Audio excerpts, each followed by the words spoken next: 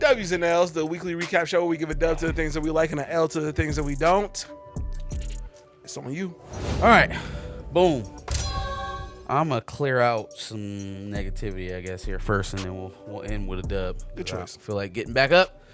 Let's cue up my W. So, first L I got is going out to ESPN for canceling a docuseries that was going to be led by Spike Lee over Colin Kaepernick. I'm not even really giving them an L for canceling it because the reasons why they would cancel it are very obvious and glaring. The fact that they was capping like they was actually going to let Spike Lee tell a true story about Colin Kaepernick is laughable. On ESPN, like, the pump faking. Like, oh yeah, we're going to have that Spike Lee docuseries on Colin Kaepernick. Absolutely fucking not. No. Absolutely fucking not. No. Now, maybe this got greenlit back in 2020. Sure. And it's just been on ice ever since. I can see that. But even if it was at the height of BLM, there's no fucking way Disney was ever going to make that series. No. Ever. Not and keep their relationship with the NFL. That's hilarious. Like, the fact that they were even going to, they faked like they was about to do it. It's like if they said, we're going to let Gal Gadot do a pro-Israel documentary. Yeah, no, it wasn't going to happen. But I didn't know that this is a thing anyway, so that's already funny to me anyway. Yep. The fact that anybody thought that ESPN was going to get that off is crazy. I'm giving the JBP an L. Okay. I think that because of their size and the personalities on the show, obviously Joe, Melissa, Marc, Lamont, Queen's Flip. they fall into a lot of topics that are not necessarily hip hop. Which is not a bad thing, right? It's good to be versatile. Well, especially now that you have Marc, you should be able to explore some topics. Here's my problem. If y'all brought that man on there just to be a prop to legitimize you as being an intelligent panel, only to silence him when he talks about serious shit on the pod, you look like a fucking goober. You look like a goober. You look like he's just like a prop for the pod, and it's only to be used when appropriate to you. And in that way, I don't know if it's gotten the way it was with Rory or Maul, but like in that way, it does feel eerily similar to some past relationships. Like he's there to be a thinking man, right? He's there to be the intellectual, so that when that man says that each one of his colleagues that he's worked with at Al Jazeera has been murdered by the state of Israel, you don't segue out of that. You don't dip right out of that. Okay, Young Thug in Ghana. Who gives a fuck? Right. Who gives a fuck? Let him get his shit off. It's literally what you brought him on here for. Or is it only to speak intelligently about like nonsense, about gender war shit and diaspora versus Black American shit, or like nonsense, internet talk, internet engagement talk? It's to give you the nonsense, but give you an air of legitimacy. Man was on there talking about Obama, called him a war criminal. Oh, okay, we gotta change this up. No, let him get that shit off. Hey man, there's more niggas out here who need to know about Obama and his history to kind of take that veil off their eyes. You still running around here waiting for the next black Democrat to save you for some shit. Let him get that off, but make sure that Ish is not going to argue with him about whatever it is. But hold on, my nigga. Do you think just because you degreed and shit that you... Yeah, no, he can get off those takes, but if Ish is just going to argue against it, no, I'm good. I'm cool. I don't mind Ish arguing because at least he's engaged enough to give his viewpoint. Now, he's not always right. He's not always coming from a sound place, but his willingness to engage with Marc at least forces him to flex his muscle. Right. Or to break it down into terms that other people who may be struggling with what he's saying to understand. Sometimes when you argue with motherfucker, you might be somebody in the third party, you might be listening and get a better understanding of what you're saying just because you're breaking it down more thoroughly. Mm-hmm. You know? I don't mind it. But what I do mind is censorship. And if you brought him on there to be who he is, then let him be who he is. Sure. And stop throwing stuff at him. Imani. Let's talk about Sha'carri Richardson. Let's talk about it. Let's talk about Sha'carri. Let's talk about her. Or Sha'carri. Is Sha'carri? It's Sha'carri. both. No, Sha'carri. No, That's both. So anyway, Whatever you want it to be. she had a scuffle in the airport with her boyfriend. She was the initiator of the scuffle. Yep. Slaps, pushes, advances. Mm-hmm. What I thought was interesting is that the apology video came out before the body cam footage did, which was either fortunate or unfortunate, depending on how you viewed the apology video itself. She talked about how she needed to get some help, how she was going to do that, and she did this to a person she loves and respects. There was also like a message on Instagram, I think, too, to the same effect. I disrespected a person I love, and I need to do better, and blah, skip. The issues I was having with it is that the video, I'm looking at her, and like she got this smirk on her face. Like this, like almost like, okay, y'all really want me to apologize for hitting a man? I'll do it. Fine. This is what y'all want from me. I'll do it. At least that is the posture, and that is the attitude that I picked up from watching her visually give this apology, where she's literally she's doing all the things that you would expect her to do. She is taking responsibility for her actions. She's saying she's going to do better. She's not making excuses for her actions. She's not, well, she did kind of lean on the whole, my history and that type of shit. Sure. But for the most part, she accepted that she was wrong for doing what she did and then said that she was going to be doing other things to get better. She did right, but she had a smirk on her face. It was the body language that was given. Hold on, man. I don't really like how you coming right now, but that is what it is. Maybe some people come off differently. I don't know, Sha'carri. No, I'm not gonna lie. I felt similarly, and it didn't register until you just said that like I felt weird about that apology. And so also after the body cam footage came out, now I can see how it all unfolded. I saw what you did to him in the airport. Mm-hmm. Then I saw you like pleading your case to the police after the fact. No, it was him. Can I press charges on him? He assaulted me. I didn't touch him. Can he come over here and tell you that I didn't hit him? Hold on, bro. Hold on. Wait. You in the airport telling white police officers that I hit you? Knowing full on well, you put your hands on me. Mm-hmm. And you got to know what type of individual I am, because I didn't even break when they asked me. I didn't for even 1 second lead on that you actually put your hands on me, even though it's, dozens of bystanders around us, plus a video camera dead smack on us that's seen exactly what happened. Mm-hmm. But I'm holding it down.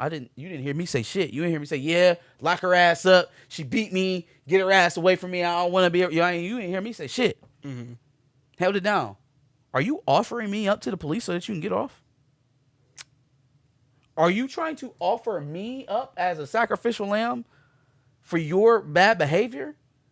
See, an apology after the fact, when you know what's going to come out in a videotape, doesn't feel all of that sincere when you actually watch how it unfolded in the moment. Mm. No, I'm in a domestic violent relationship, is what she said. I believe you. Oh, I believe you, sis. I believe it. I believe you in a domestic violent relationship for sure. Because anybody who out of their body enough to put their hands on somebody in the middle of a fucking airport is either a fool or does that shit on the regular in private. Like, so much so that you can't stop doing it, even if it's in public. I found that shit to be really disgusting. As you should. Like, all the way up until the point of getting in the car, she's trying to use Christian as a no, go talk to him. Talk to him. I swear he gonna tell you that I didn't hit. He already did that. First of all, when they see you doing it, it ain't really in his control anymore. But the fact that she wouldn't let that go, like she was trying to make it about him. Like, are you serious? Are you serious, Christian? You're getting me arrested. No. Did I jump inside your body and beat myself up like a marionette doll? That's manipulation. What are we talking about? And so, similar to this is not as crucial or as violent as the Diddy video, but that could literally just be chalked up to the physical nature of both the parties, and it doesn't make it any more right that Sha'carri is a woman, and so there's this double standard, which leads me to my next part of this L. Ryan Clark. Hey, buddy, listen. About a month ago, you was talking to RG3 about how he doesn't necessarily understand the plight of black women because he doesn't lay with a black woman, essentially. Mm-hmm. That's where we were going with it, right? Yep. Okay. And that was out of a knee-jerk reaction for you to defend black women, right?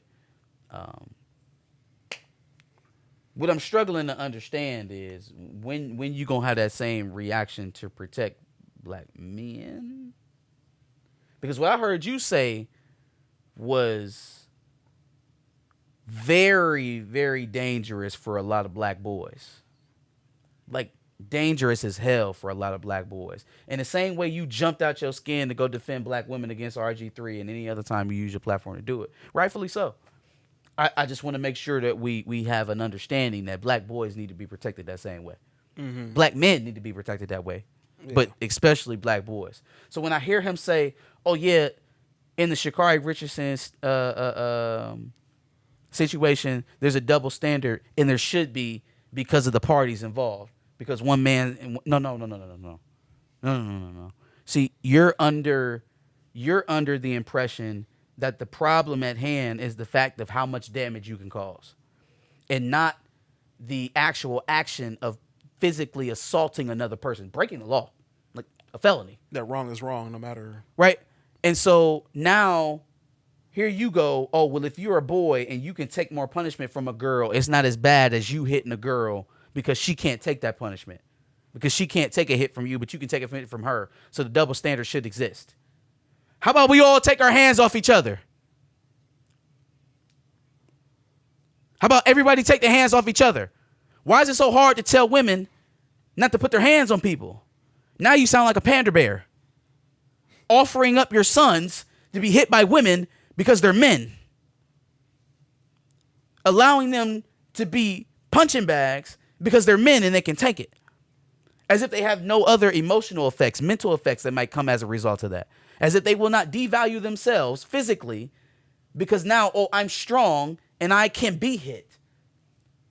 It's not necessarily an affront if a woman hits me because she's just a woman. Then what are you actually valuing the woman at either?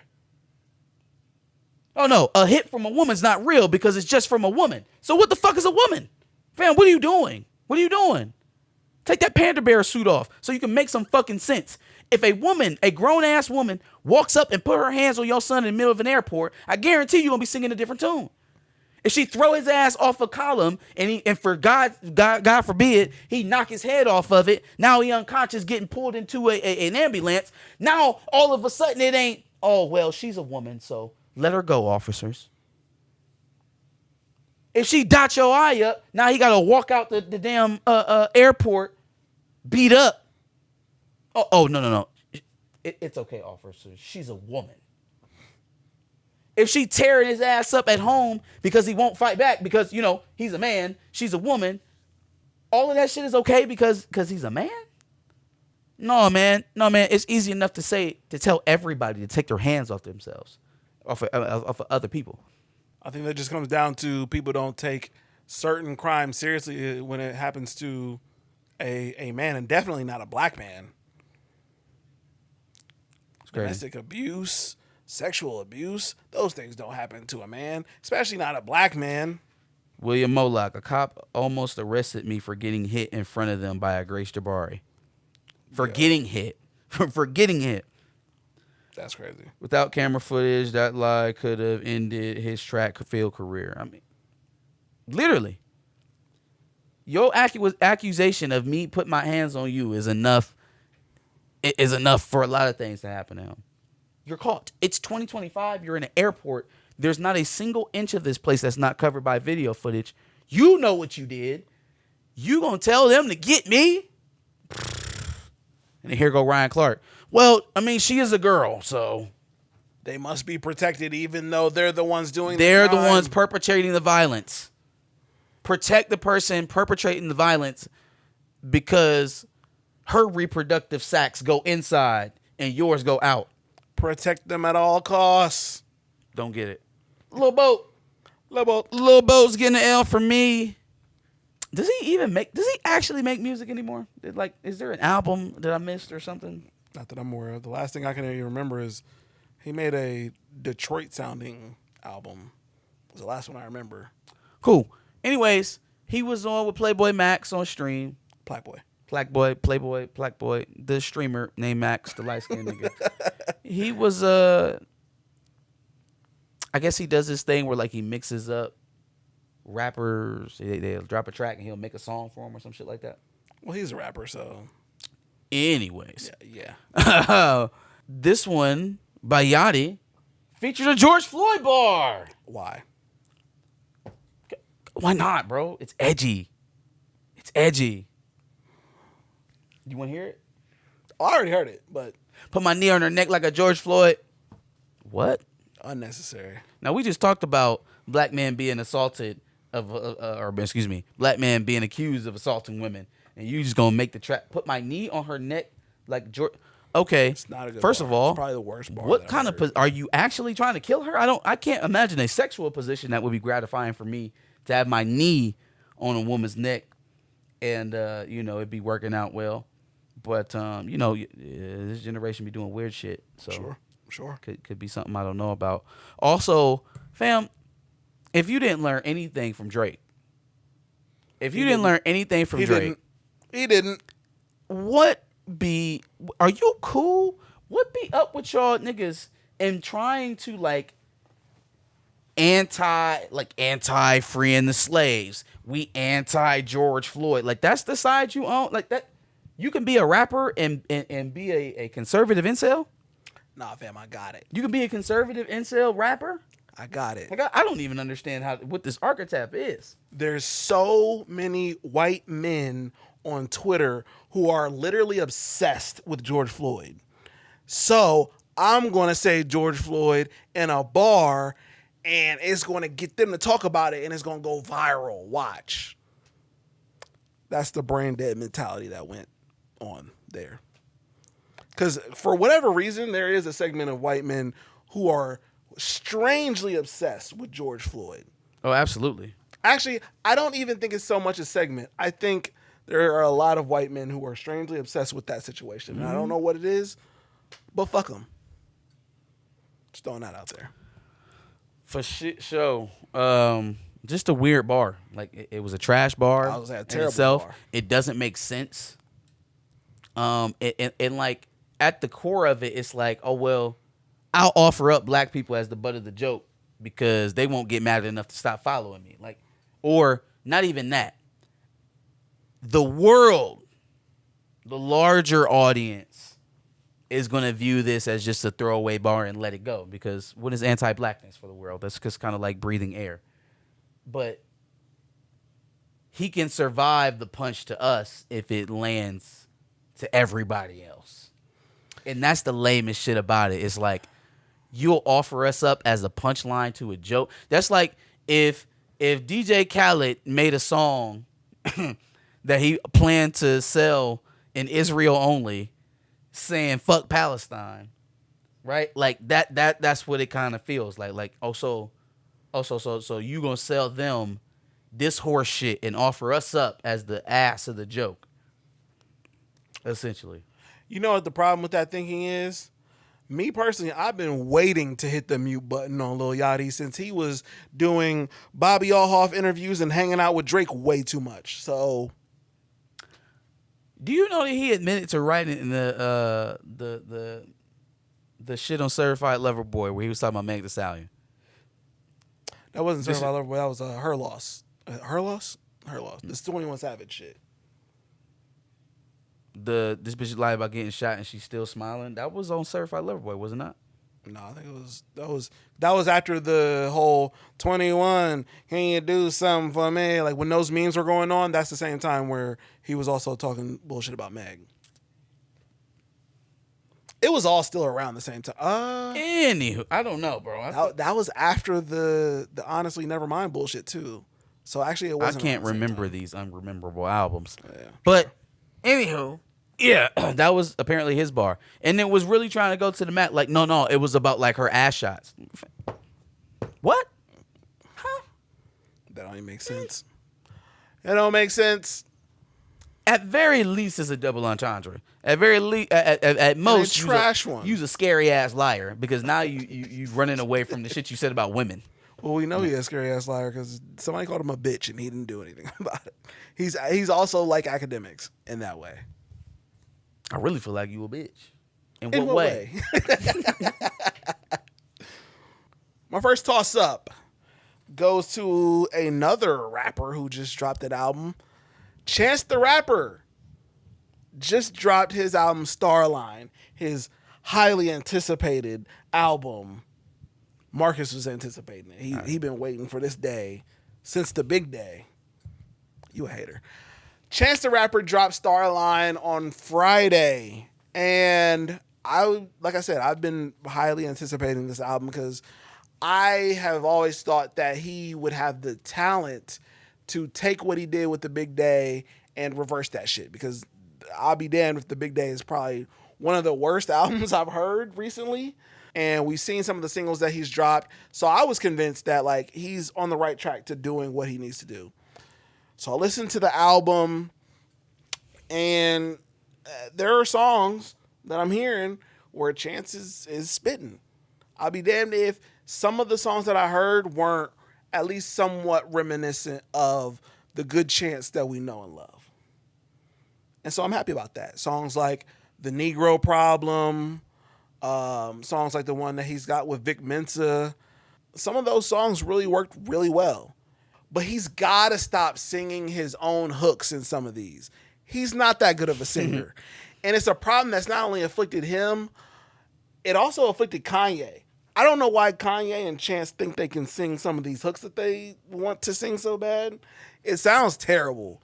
And with the resources that you have, the connections that you have, the people that you have in your corner, dog, you've got BJ the Chicago Kid on one of these songs. Let him sing the hook. You don't need to sing the hook on every single one of these tracks, right? The Vic Mensa song that I just talked about, Chance had one verse, Vic Mensa had another verse. The verses, fire. The hook was atrocious. No. Dog, you don't need to sing your hook. If you can go get an R&B singer to sing your hook, let the R&B singer do it. It's not the Big Day, but it's also not acid rap. So it's like Garduki, not Garboo. I'm not saying that. Okay. I'm not saying that. Garbage Dookie. I'm saying there are songs that I will take from this, and there are songs that will be replaced with JID songs and clip songs and clap from the Metro Boomin album. It's like in my rotation. It's like a Depend. It's like an adult diaper. I'm not saying that. Cool. I'm saying if he can just like not do some of the things. Not be trash. No, I didn't say that. I'm not saying that. Not give cringe bars. He does have cringe bars. Okay. There is we already knew about the Lil Wayne verse. That I wasn't. I'm not crazy about who Lil Wayne is now anyway. So like, I could have done without the Lil Wayne verse on Tree. But the point is, there are some really, really good songs. Like I think The Negro Problem might be one of my favorite songs this year. Oh wow. That's positive. Stop singing your own hooks. For the love of God, Chance, stop singing your own hooks. Because it don't work. It just don't work. You don't sing that well. Yeah? We don't need this versatility. And I know that Kanye is your idol. You say it all the time, Chance. But he makes mistakes, and we all know it. So therefore, learn from his mistakes. Yep. Go get a singer to sing your shit. And stop writing like some he of those hasn't cringeworthy used verses. vocalists himself. Charlie Wilson, Rihanna. Yes. Mr. Hudson. And in Kanye's case, he knows how to use them really well. Adam Levine. But then sometimes he still wants to sing his own hooks sometimes. I don't get it. I don't understand that. It's the thing that's making your music shit. Well, Kanye also has a penchant for cringeworthy bars, right? Literally, not even that. Father Stretch My Hand Part 2, or whatever, the Kid Cudi version, would have been probably one of the greatest rap songs ever if you didn't start the song with, if I fuck this model and I get bleach on my t-shirt. This model, and she get bleach on my and I get bleach on my t-shirt. I'm up in like an asshole. Like, fam, that's how you start the song? I met her. She was out Tribeca. Like, literally, those 4 bars, you could have just changed them with some other shit, and that would have been one of the best songs ever. It's still a great song. I don't even want to talk about it's still an amazing song. But that shit sucks. I don't even want to say nothing. Get Beyonce for the hook next time, and it'll be fire. You know what I mean? Now, I don't know about Chance. I was about to say, do Chance got Beyonce feature money? No. No. You know, because he independent. Nigga said, we got Beyonce at the crib. I'll pretend to be Beyonce. The Cardi B fans are about to be mad at me. Because for the longest, I've liked Cardi B. Invasion of Privacy was dope, right? Obviously, we all liked These Is Bloody Shoes, and it. We all loved that, right? We all loved Up. We all loved WAP. But ever since she's clearly been afraid to drop her second album, I've been off the reservation with this one. I've been completely done with this whole situation. And this situation confirms that I'm not on the Cardi B train anymore. You decided to make a remake of Imaginary Players? Are you dumb? I don't understand what it is with... First of all, I don't understand what it is with female rappers and classic songs. She's Sweetie now. I swear to God, I'm not listening to Tap In because it sounds like Blow the Whistle. I'm just going to listen to Blow the Whistle. I'm not going to listen to My Type because it sounds like Freak a Leak. I'm going to listen to Freak a Leak. I don't know why they don't understand that. And in this case, it's even worse because Cardi B is basically lifting lyrics straight from Imaginary Players. I mean, so many. At this point, I think the only thing that she didn't lift directly from Imaginary Players is the Glory Hole line. I mean, the I'm gonna go buy more diamonds joint. That verbatim was Jay-Z. And I'm listening to people like, oh, she talking her shit, she flowing. I'm like, that's Jay-Z. Most of that was just Jay-Z. Nigga, that is Sean Carter. And it's like, literally, you know what's funny about it? I typed in Imaginary Players in the YouTube search bar. You know what comes up? Cardi B. The next result, Jay-Z right there. Because so many people are going back and listening to Imaginary Players by Jay-Z because she didn't do anything here. And this is the second time she's done this. She did this with the Missy beat. I wonder when he cleared this, did he also clear her to just take all the words that he said as well? I think he might have. I think he was like, yo, I don't care what trash shit she do with it, because I'm going to end up seeing streams from people wanting to listen to my song anyway. So it to me, it was a good enough play for him to I might as well just clear it. Jay-Z might fuck with Cardi B, but on top of that, I'm going to get streams from this. So I'm going to clear the sample. But I'm not excited for this album one bit. I'm just not. I was once very excited for this album, but every move she's made, 8 years ago? Yes. Yes. But every move she's made has been completely baffling to me. Fam, at this point, had you just dropped an album and it was trash, you can at least come back with a third album and repair that shit a la Chance, somewhat. You have waited so long that the anticipation is through the roof for what you're about to do, right? We're all anticipating a classic album at this point. You've had years to work on a classic album at this point. So it better be the best album I've heard this year. Because if it's not, I'm going to shit on you. and I already know what's going to happen. Especially because Imaginary Players sucked. And some of the songs that you've released since WAP and Up have sucked. So, sorry, Cardi B fans. That's Dubs and Else. Give us your takes that we miss. Tell us what you thought about ours in the prompt below. Like, share, subscribe. We got these going out every Sunday at 4:30 on the live side, and then replay is going up on Wednesday mornings. Absolutely. And make sure you check out our playlist full of Dubs and Else from previous weeks. Obviously, some of our hot takes and things that we felt that we liked and didn't like from previous weeks before. Check that out. And then obviously, like you said, make sure you subscribe. We like to do this every Wednesday at 10 o'clock.